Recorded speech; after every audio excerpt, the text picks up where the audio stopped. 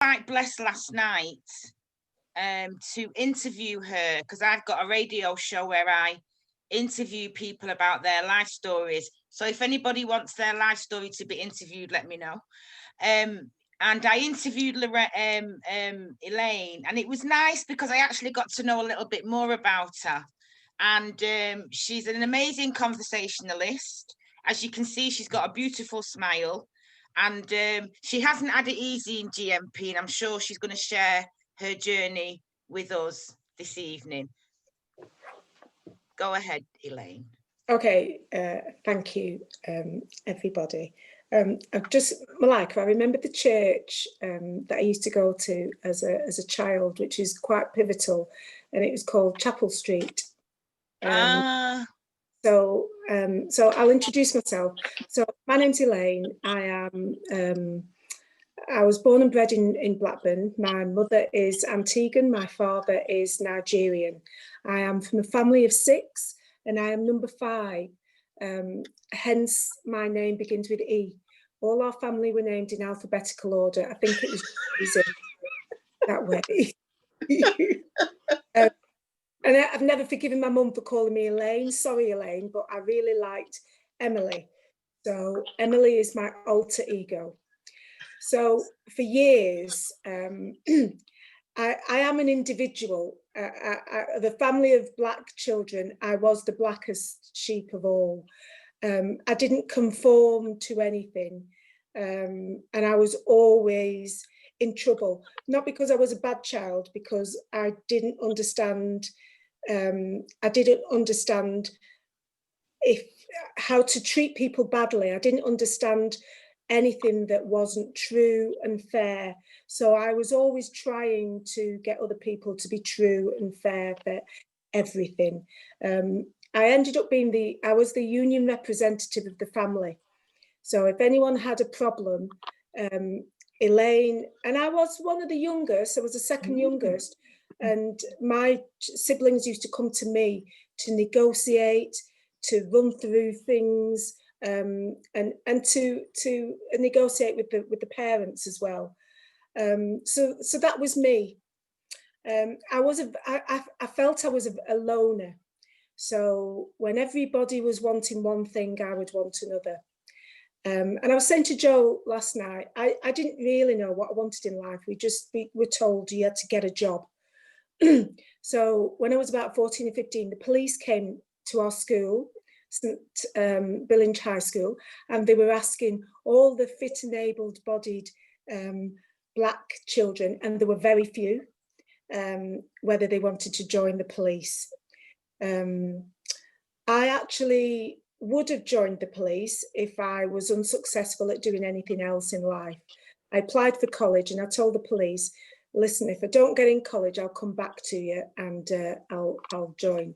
My father, however, proud Nigerian man, told me, no way on God's green earth, Elaine, are you joining the police. So we're now talking, I was born in 65, so it's about 76, 80, something like that. And he said, no, I wasn't joining the police.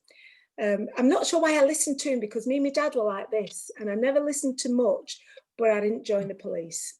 I became a social worker. So I went to study for social work. So I became a social worker, and that was hard. Discrimination and prejudice in social work training, as well as being a social worker.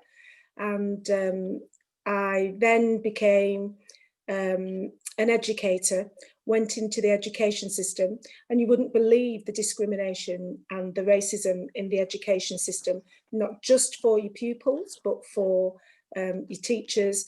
I became a magistrate. That was brilliant, because at this point, at the age 40, I was waiting for the racism to manifest itself in the magistracy. But our cohort was the most diverse cohort that they'd ever had. And I think out of 12 people being installed, there were 3 white people. That blew my mind massively. And so I stayed in the magistrates and I was an educator. And then I found myself at 50, I didn't know what to do. I just sort of stopped and I didn't know what to do. And a bolt out of the blue. I decided I was going to call myself semi-retired and live off some savings that I got. And when the money was running out, I sobered up and I thought I need to get a job. And there was an advert in the paper. Police were looking for a trainer, so I thought I can do that. It wasn't a very long story. It was a really short story. I applied, I was accepted, and I went to join the police. I couldn't believe that I was actually in the police, not as a police officer, but a police staff. Couldn't believe it, but I knew I was there for a reason. Every other job that I had been in, I had made a difference in some way, shape or form. Something had changed. Somebody had seen the issues that I'd raised and something had changed. Nothing's perfect, but something had changed. So I'm now in GMP. I've got my little badge, I've got my name, I've got the pass into GMP. I'm in GMP. But in the back of my mind, I knew GMP, it was the police. And I knew there's no getting away with it. I'm black. You could say I'm European, but I'm black. You could say I'm whatever. As soon as I walk through a door, nobody knows my credentials. They don't know where I've been, what I've done, what my skills are, but they know I'm black. And that was, I got in GMP. My boss was brilliant, a white man, absolutely brilliant. My colleagues, not so brilliant. I got in there and I was constantly reminded by my colleagues, aren't you lucky? So I'm just thinking, they clearly don't know my life, or they would not say I am lucky. Aren't you lucky, Elaine? There was a retired sergeant that came for this job and he didn't get it, and you got it. So, and I'm going to swear now, so please forgive me. But my answer was very much, well, he must have been shit then if he didn't get the job. And I got it, he didn't. So, you know, best person won. That was the first induction, and I was just in the training section. In training, I saw a lot happen in training, but I'm one person on my own. I was the only black person in training. And I saw a lot that was not right in training. And then Charles Critchlow. Oh, I did say somebody, one of my team had said, have that BAPA lot not got hold of you yet? And I said, I don't understand what you're talking about. Who's this BAPA lot? And they said that Black and Asian Police Association, they're a bunch of trouble. And I just went, oh no. And I went, who do I need to speak to find out about BAPA? Oh, you don't want to join them. Don't want to join them. So I did.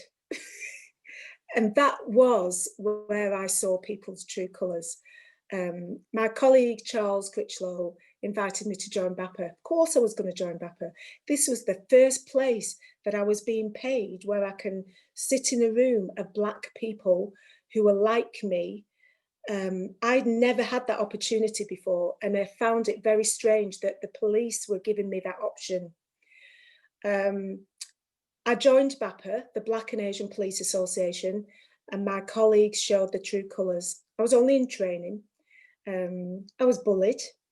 There was discrimination.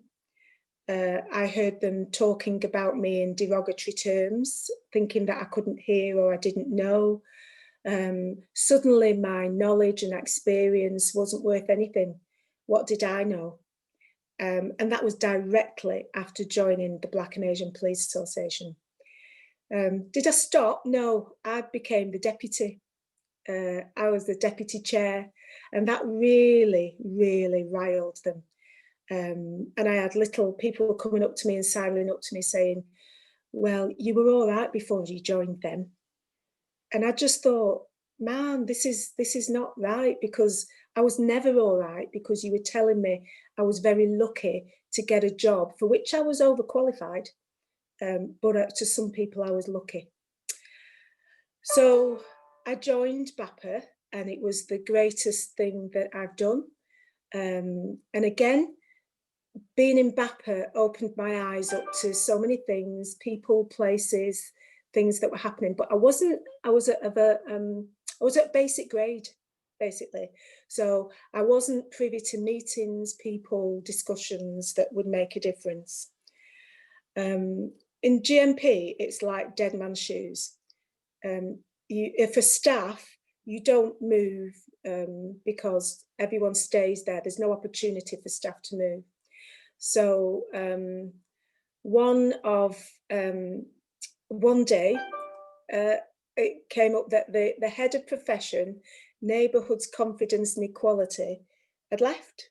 She's leaving. So there was a spot, and it was a police staff post. So they couldn't put a police officer in that post. It had to be police staff. So I applied and I got the job, which meant my salary doubled. I was now playing or being in, I was in a position where I was in meetings with assistant chief constables, chief superintendents, and they are sort of 2 removed away from the chief constable. I also made it my business to never, and it wasn't something of disrespect, it was because this is how Elaine has always been. When I first met the chief constable, the highest ranking police officer within the organisation, I didn't shake his hand, I gave him a hug. And that really disturbed some of my colleagues because they were sort of like, no, you don't do that. Well, I gave the chief constable a hug and I asked if he was all right, and I introduced myself and I said, you've got a really tough job on your hands here, but I'm here to support you and I will always be part of the solution, not the problem. So I'm now with these people. And this is where I get to be in the meetings, I get to be in the conversations or overhear conversations. Things are dropping on my doorstep and I have to deal with them. The first thing I realised was the person that was in my job didn't have any regard for the Black and Asian Police Association. That was our biggest block. And now that person was gone and it was up to me to be the conduit to opening doors. As soon as I opened a door, they shut it. If I opened another door, they shut that door. When I wanted to talk about something, disproportionality, racism, discrimination, there was always a door shutting. So my options became quite limited. I stay. It's been really, really difficult. The past few months have been extremely difficult. I have experienced behaviours that's quite disturbing for somebody who, I'm a Black female at a senior level, and they will still try and use the behaviours, the stalling, the blocking, the dismissive behaviours. And I actually found out that going to some meetings where I'm giving my all and I'm supporting the organisation, and you just find that what they're doing is saying, oh, BAPA have gone to that meeting, tick. We'll not bother with what they said. We won't bother doing anything or taking on any of the recommendations. What we will do is we'll tick the box and say BAPA have been. So whatever we do, BAPA have sanctioned it. It's been very difficult.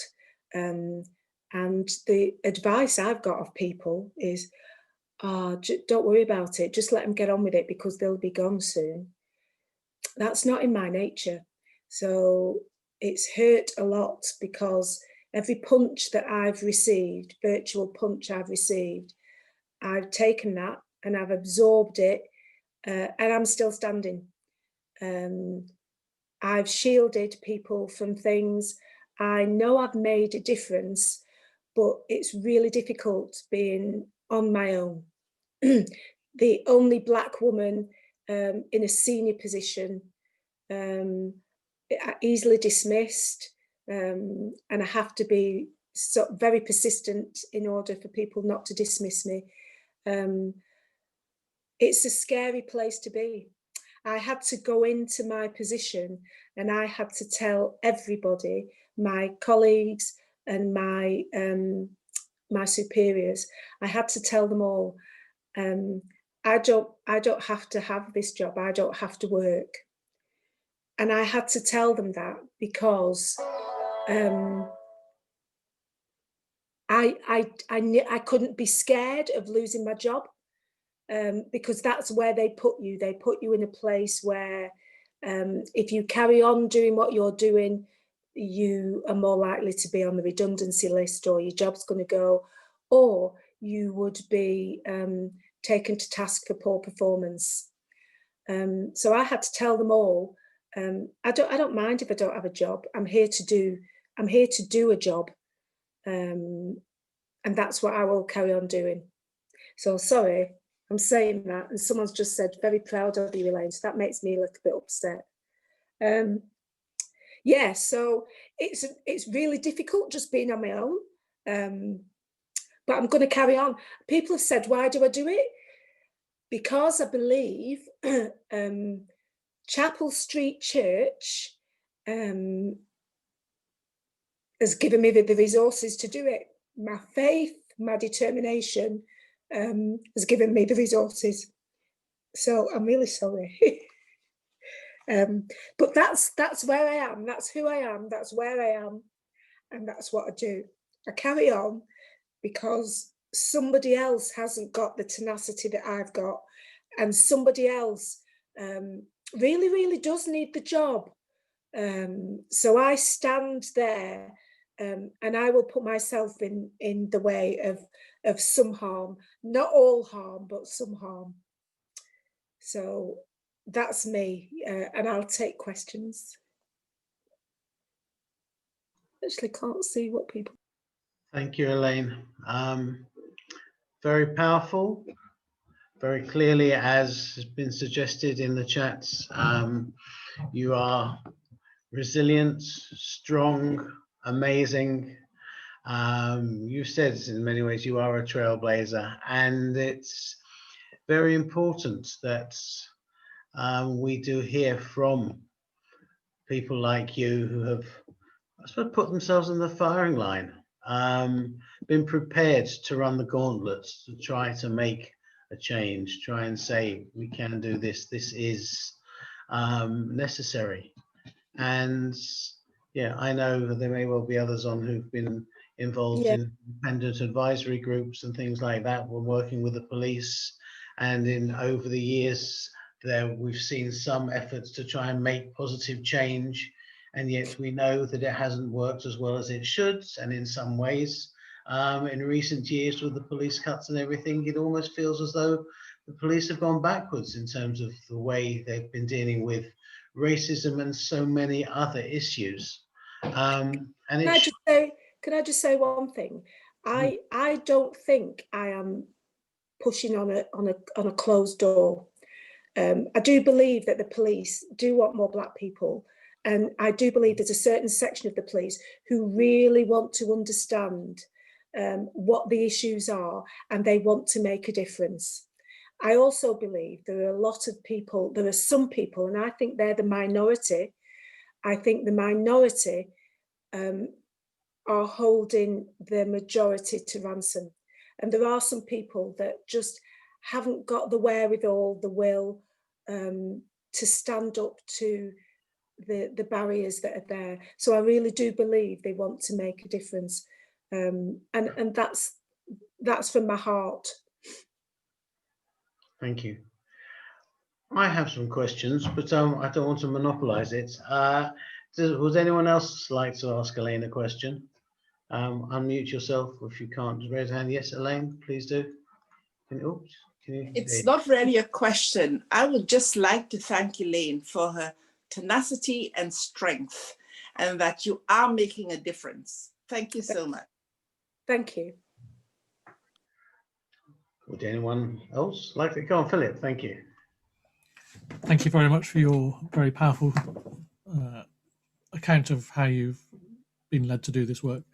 You said the last few months have been particularly challenging, and, Yeah. and I'm wondering if that's because of the context of Black Lives Matter, but whether it is or not.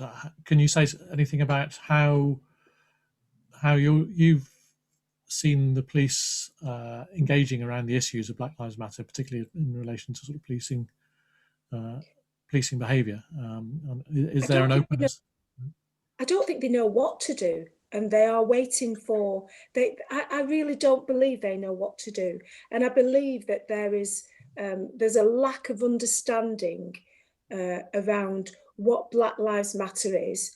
There is a lack of understanding about the experiences of Black people within GMP, within policing. I'm going to say policing.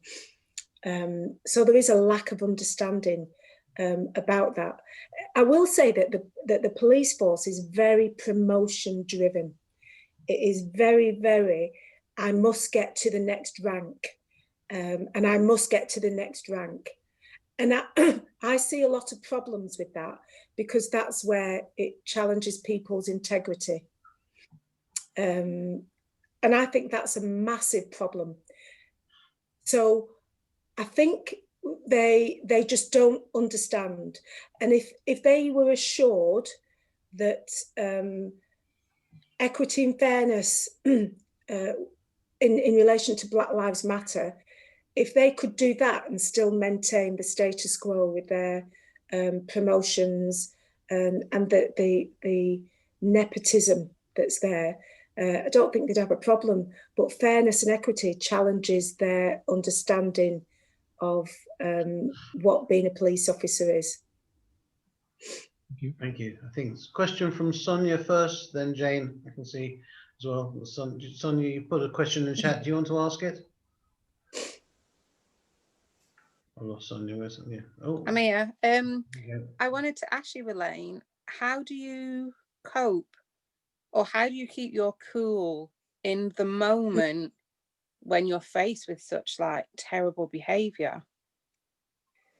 So the most terrible behaviour that I've had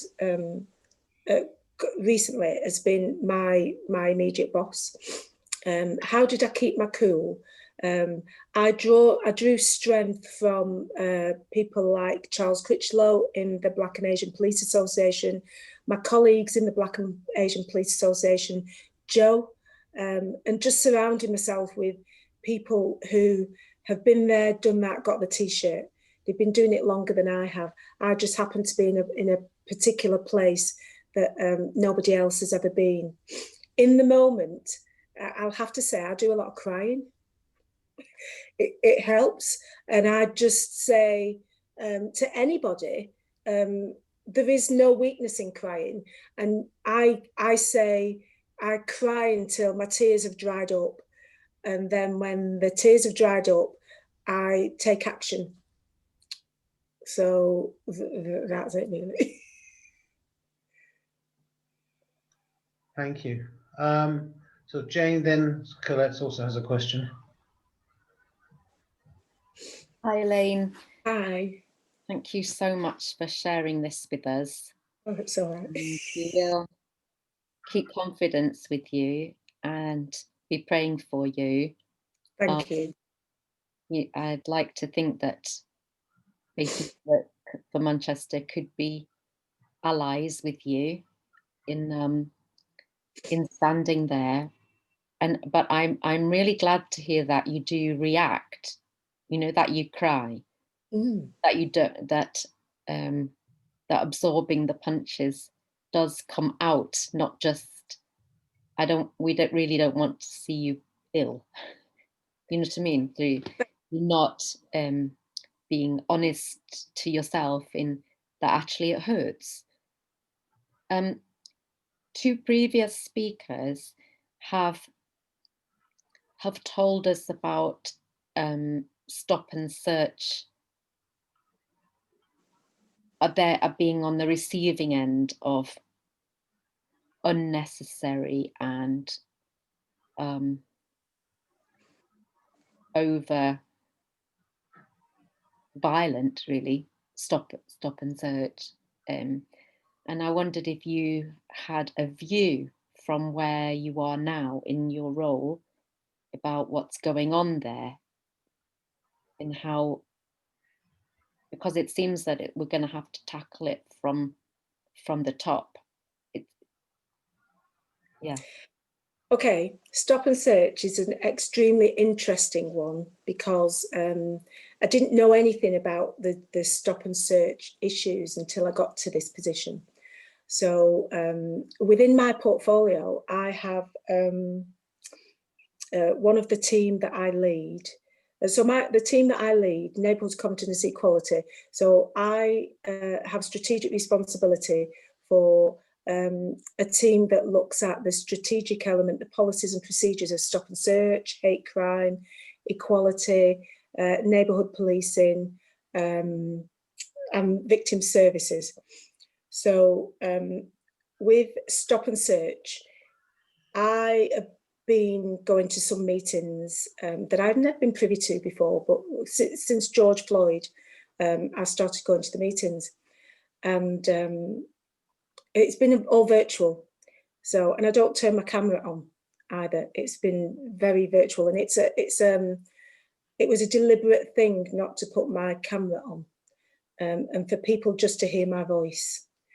And the stop and search meetings that I've been going to, the first meeting I went to, it was just there's a lot of people on, and the ACC, Assistant Chief Constable, started the meeting, and they were after some data.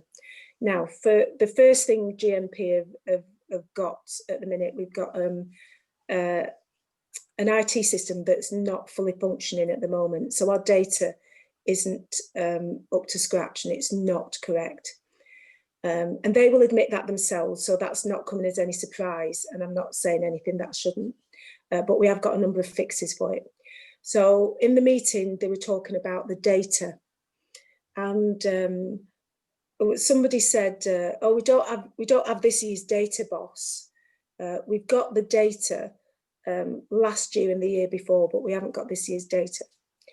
So, and then somebody else said, "Well, we can't do anything if we've not got this year's data." So my comments were, "Well, what do you need this year's data for?" I said, "You've got last year's data and the years before." And I said, and that data is terrible. It shows that you're disproportionately using force against Black people. It showed that last year. It showed that the year before. I said, "I'm sure for the time you can go back, it's showing that every single year you are disproportionately using force against Black people." And I went, "Why are you waiting for this year's? Because it's not going to be any different.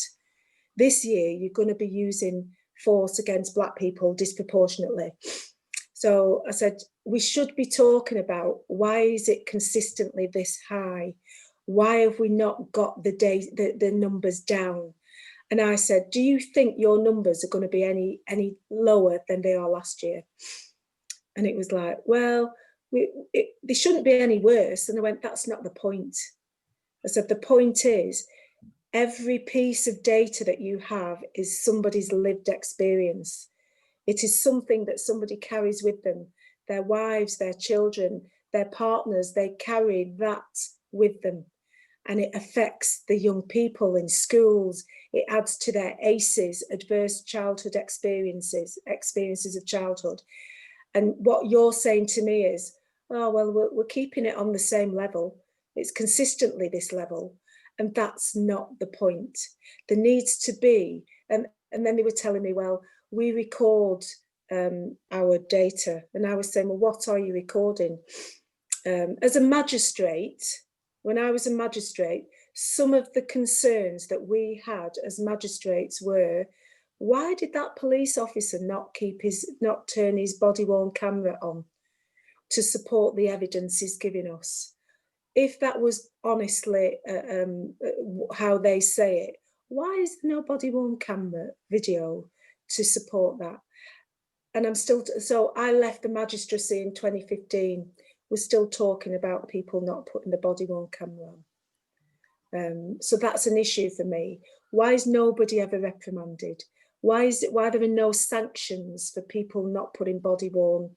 But on the other side of me and other people raising these issues, you've got the federation, the police federation, and it's the police union. And they're very much in support of their officers. So I'm not only arguing or putting a point forward to the assistant chief constables or chief superintendents. We've got the Federation of Police Officers who all sail under different regulations. There's police regs that are very complicated, and I haven't yet got my head around them. So there's a lot of barriers designed to stop the truth being told. One of the things that people, the community, could lobby for is the police to stop investigating themselves, because that's exactly what they do. And we think that, so we've got regulatory bodies, which is the Her Majesty's Inspectorate of the Constabulary, Fire and Emergency Service, HMI FRC, something like that. So if you then look who's employed by that organisation, it's ex-police officers. So we've got the police complaints, Office of Police Complaints, ex-police officers. So, and I know this because across my career, I once wanted to join the Police Complaints Commission, and the job description that they had, it seemed like a fairly nonchalant job description until they said that you had to have this specific training. And I thought, I don't know what that is. Where will I get that training? So I rung them up and they said, oh, well, you get it if you've been a police officer. So I said, so what you're saying is you only want ex-police officers to do this job?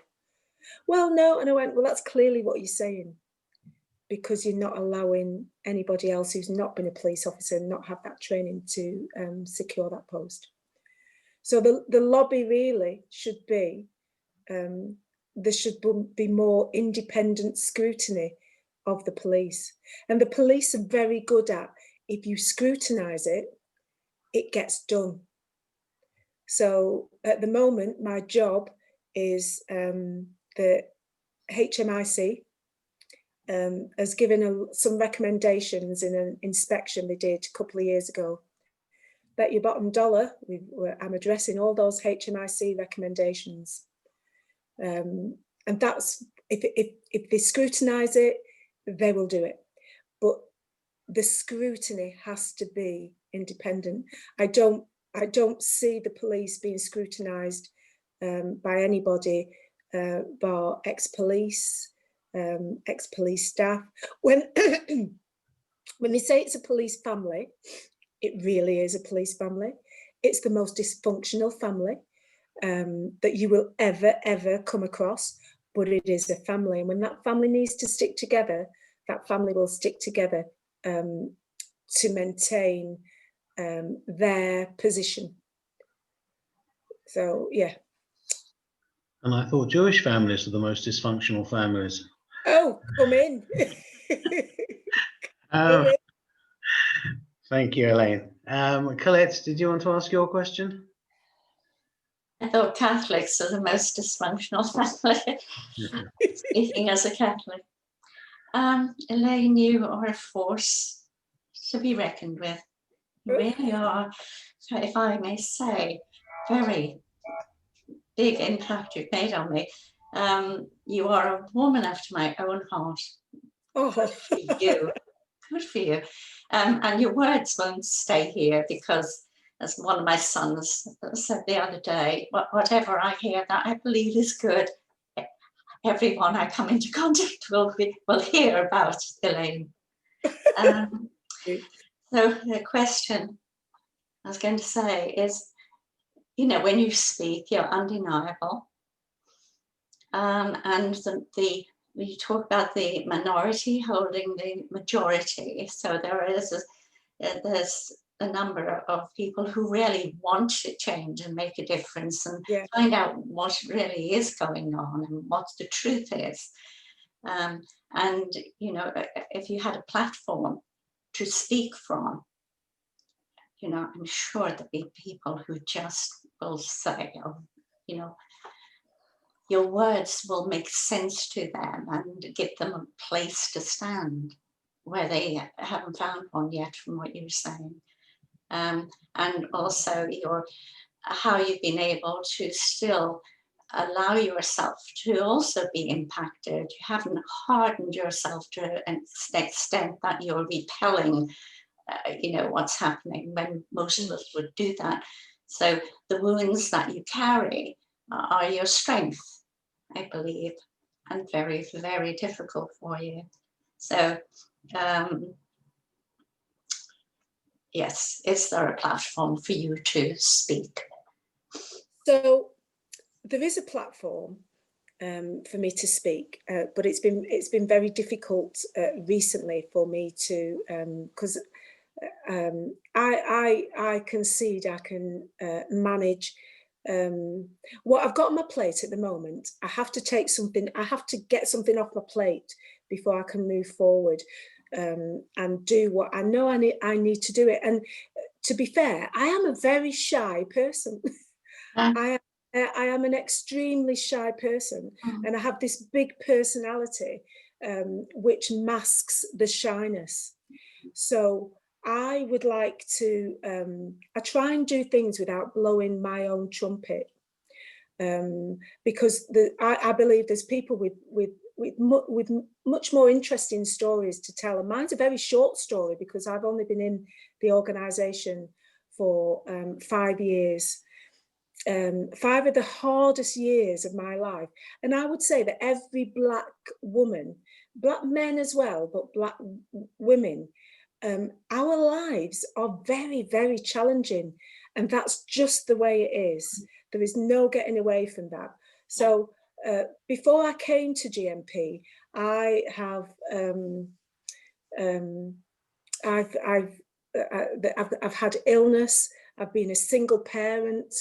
I've had to survive, which is the lot of the Black woman. And I think I think my platform will be emerging soon. And I do believe I don't choose what I do. I don't make the decision to do these things. I believe very firmly I am put where I am needed, and I am put in that place to do something. So when I get a platform, I will use the platform, but I don't go and make my own platform, because that's not right. I will most definitely use the platform. Like tonight, for instance, God sent Joe to me on a number of levels, and now is the right time. The past few weeks have been the right time for our conversations to be steered in this way. So I will use the platform, and I have to listen to the moves that I've got to make. So it's not me. I'm not moving in my time, and I'm not walking my path. I'm walking a path that is being laid in front of me, and I don't know where that will be. Am I scared? Yes. Do I trust that I will walk the right walk? Yes, I trust that.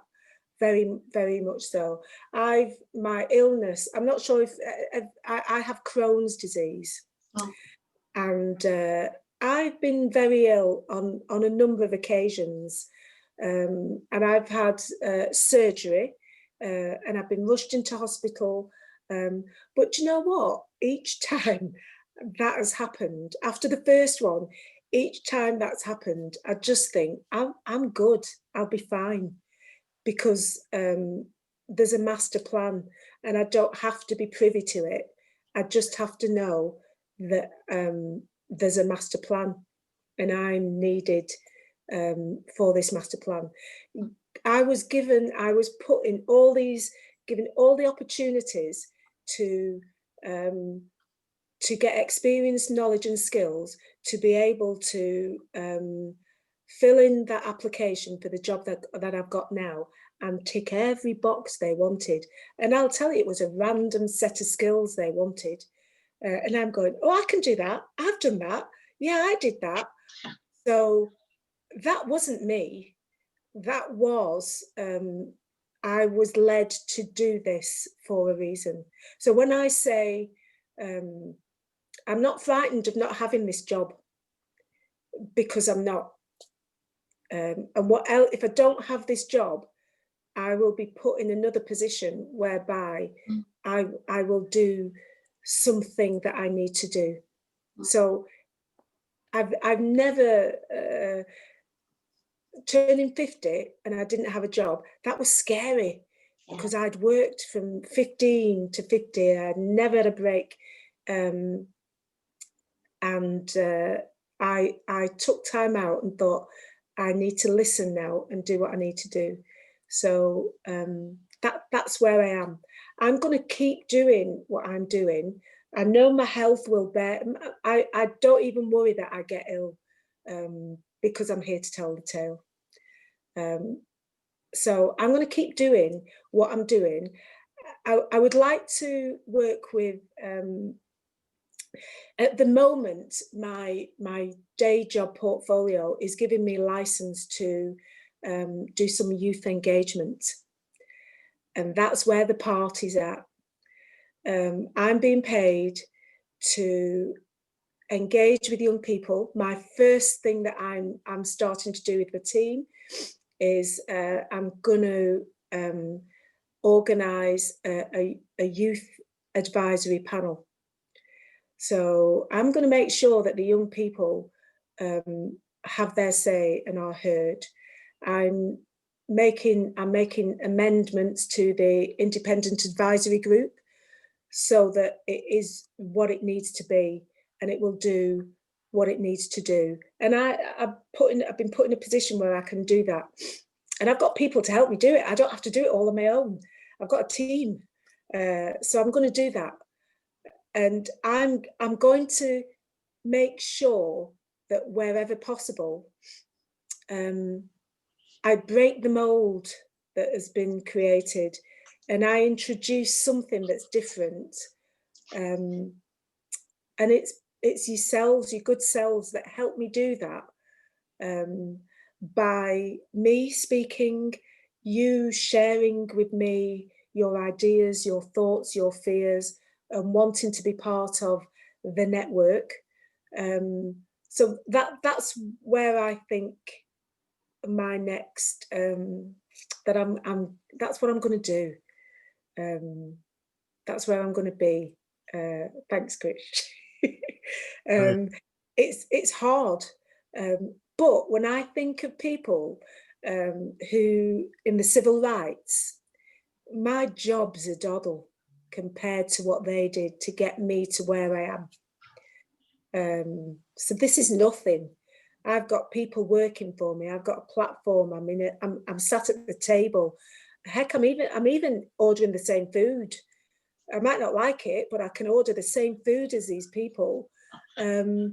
So all the people that have gone before me, that have done the hard graft, I've got an easy job compared to that. I just have to carry on, and I was an absolutely fantastic relay runner, and I never forgot how to hand a baton over to the next runner, so that runner took it and ran.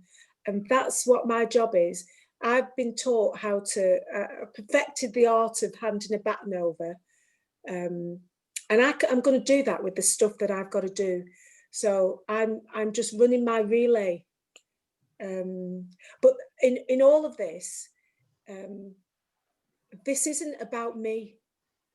It is no way about me. It's about everybody else. It's about you. It's about BAPA. It's about my colleagues, Black, white, Chinese, Jewish, Polish. It's about them who are in the organisation. I am a vessel, and that's what I think I am. So, and that's why I say I'm shy, because it's not about me. I don't want people to think, oh, Elaine, isn't she great? No, I'm scared, but I'm doing it because it needs to be done, and I've been put in that place. Thank you again, Elaine. Wow. Amazing. Thank you so much. I know I think we've probably got time for one last question, and I see Chris has a question in relation to the Challenging Hate Forum and possibly how there might be some support and help from the Challenging Hate Forum, which is made up of a whole variety of representatives of faith and other voluntary groups and other groups across the city. Can you unmute, Chris?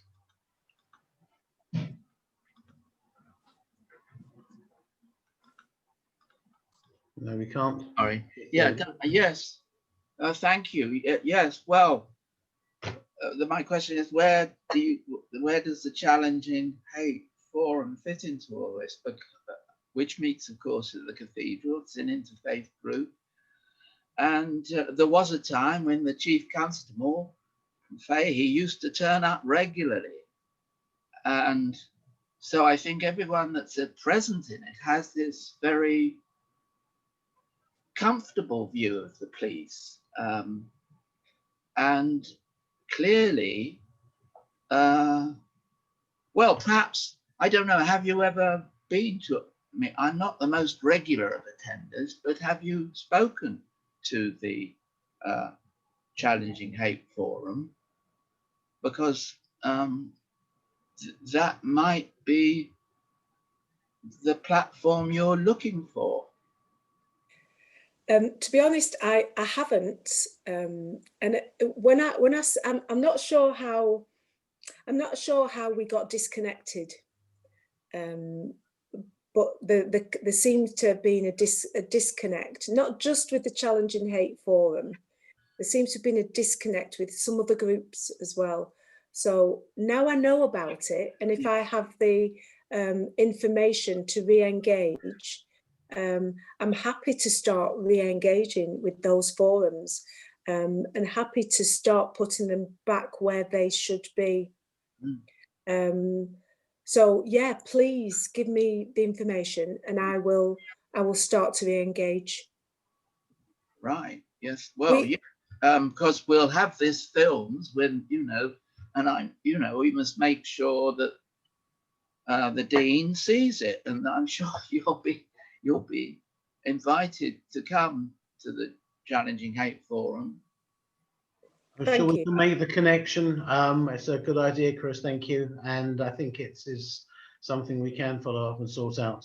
My apologies to Sherry, who's had a hand up. In fact, I can see Jan's hand up as well now. But go on. A last question in a bit. Sherry, quickly. Okay, thank you, Warren. Elaine, I just wanted to, praise you for your wonderful testimony and ask you, what would you say to somebody that is Black that wants to join the police force, whether it's as civilian staff or as an officer? I would say join. It's only when we become normal, I would say join. There is support there for you. I would say join the police force. We have an apprenticeship. There's an apprenticeship, and I would love young Black people to get into policing and the police force by way of the apprenticeship. And I see very few Black youths in the apprenticeship. I love the apprentices because they are really good people, and they learn a lot, but I would like to see more Black young people take up the apprenticeships that we have. I would say if you are Black, especially a Black female, join the police. Join in whichever way you can join, because it is a brilliant it offers brilliant opportunities. I don't want anyone to go away thinking that I am negative about GMP. I wouldn't be there if I was, and I am very pro GMP, but we have a lot to learn, and we can't learn when we have the same people teaching us the same stuff. We need new blood. So I would say join. Are you interested, Sherry? Not for me personally, but just for, you know, for the community and for others that may be inquiring.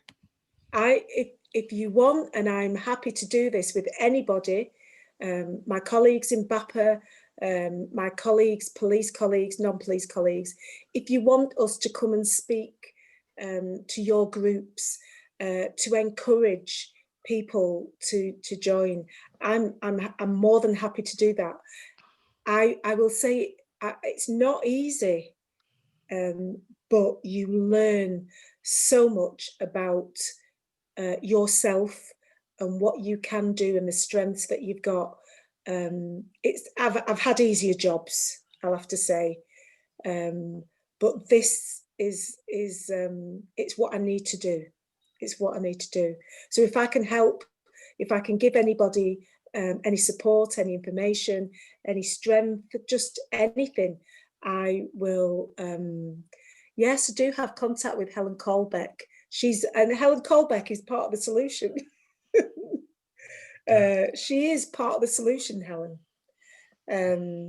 So yes, I'm open to just, yeah, my colleagues and I, Chris is on the line, we're happy to come and do that, but it's just come in, join the party.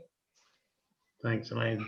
And very last question, honest, from Jan, who's also the Hey, Elaine, I wanted to know, have you ever found it difficult to hold on to your sense of compassion in the most challenging times? Yes. Yes. My job before this, I worked in childcare.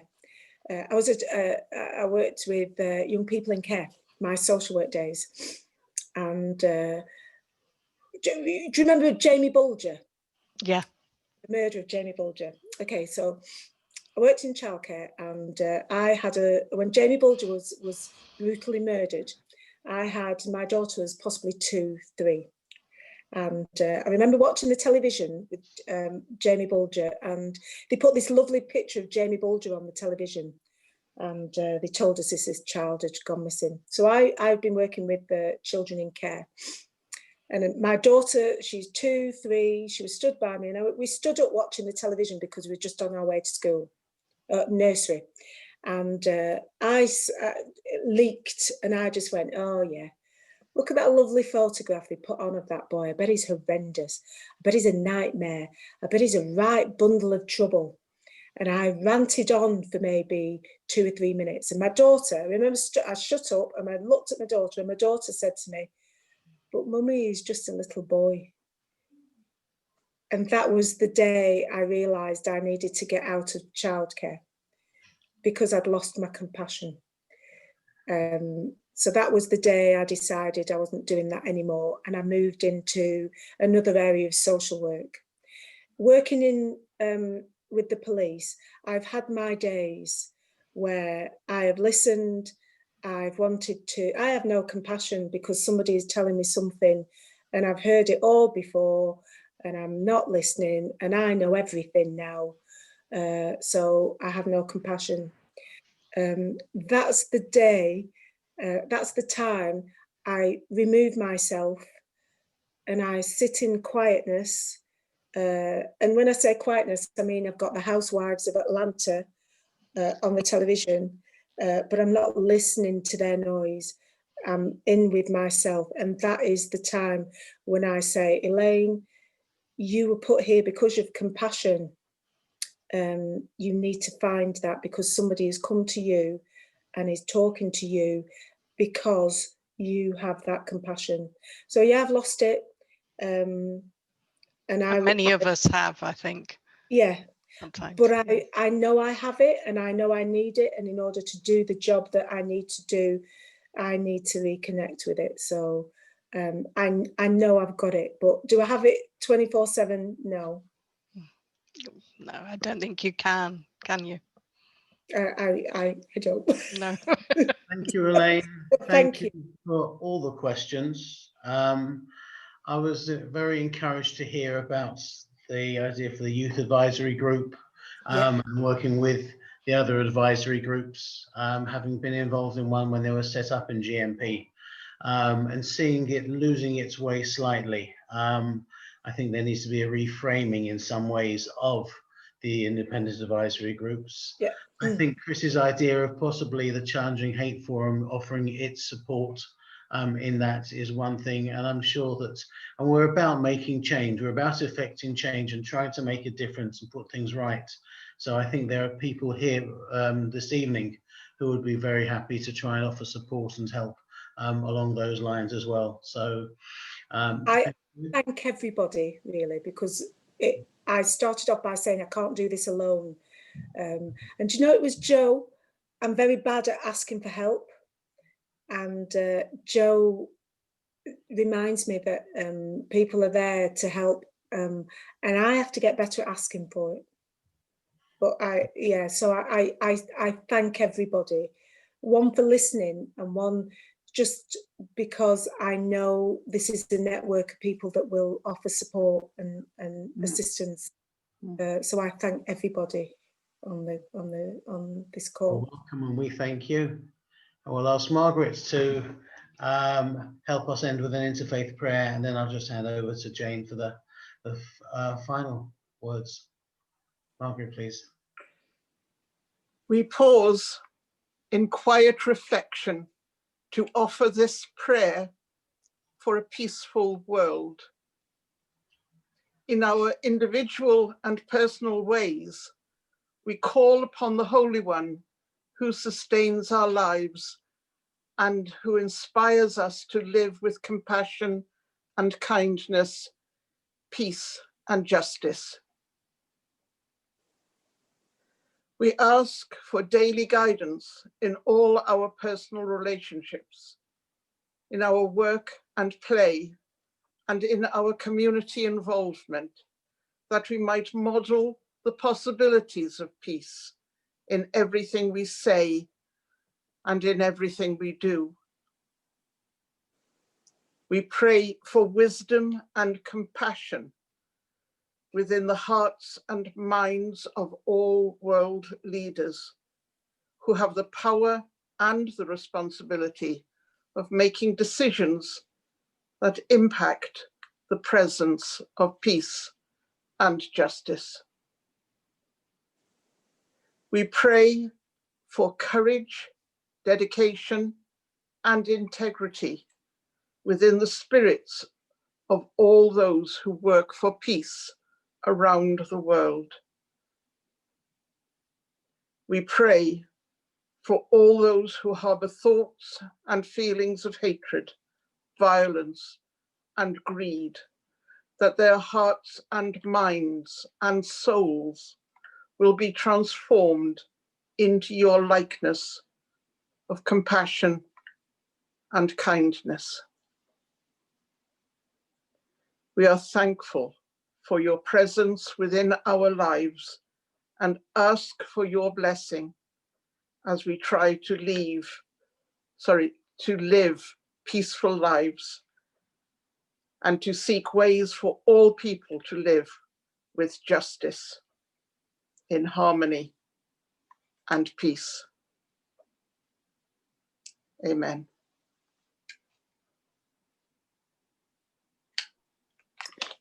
Amen.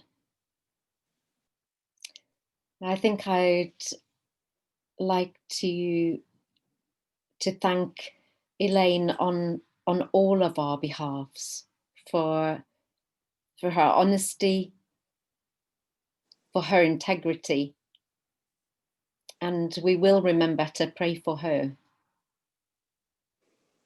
Thank you to all those who've stuck with this series I hope you'll find in the stories that we've heard 10 different stories, ways of retelling their stories.